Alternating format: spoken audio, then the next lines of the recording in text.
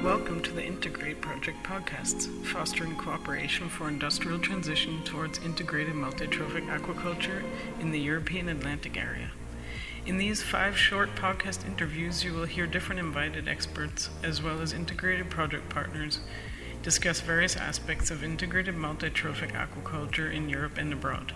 This project is co-financed by the Interreg Atlantic Area Program through the European Regional Development Fund. The content of these podcasts only reflects the speaker's views.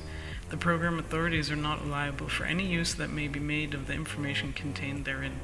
For more information, please visit our website at www.integrate-imta.eu and follow us on Twitter at integrate_IMTA. Thanks for listening and enjoy.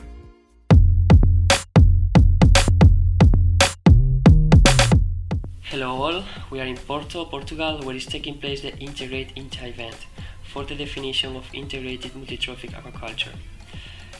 Briefly, I'm going to introduce myself. I'm José Cabello, project technician at CTAQUA, and I'm pleased to have beside me Dr. Amir Neori, research fellow at the University of Haifa in Israel.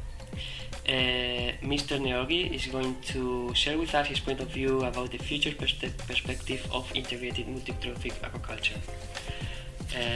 Hello, Dr. Neori. How are you? Fine, thank you.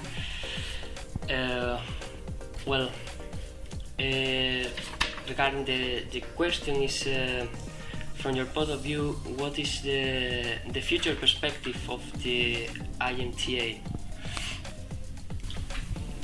I think the perspective is very bright. I think IMTA and especially the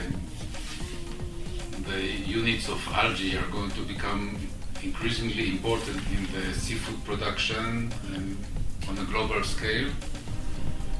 And that's because of several reasons. But if we want to say it in one word, it is sustainability. The current way of aquaculture production of mostly animals is not sustainable. In agriculture, most of the production is plants, and the animals make a small fraction of the production, and they eat about half of the agriculture production. In aquaculture, much of the production is animals, and it uses the fish meal, that is the meat of other animals, to be produced, and that cannot be sustained over the long run. There will be not enough food for these fish, and eventually they'll become too expensive for average consumer. At that time, the products that will start to dominate the market are the more sustainable products, and that would be filter feeders like bivalves and algae, mostly seaweed. Seaweed are marine vegetables, the healthy food, the good source of protein and all the minerals and vitamins that the humans need, and that's why it's inevitable that they will become more important. Another reason is that as the population of the world increases and the demand for protein increases, there is not enough land, not enough fresh water, and not enough fertilizer to produce the increased demand for food. The only place where we can produce more food is in the sea. And in the sea, on lakes also, but the sea is larger. In the sea, you have the area of the sea.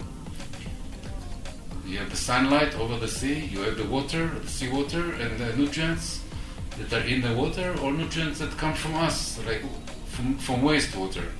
It can be converted into edible biomass. Thank you very much for your time, Dr. Neori.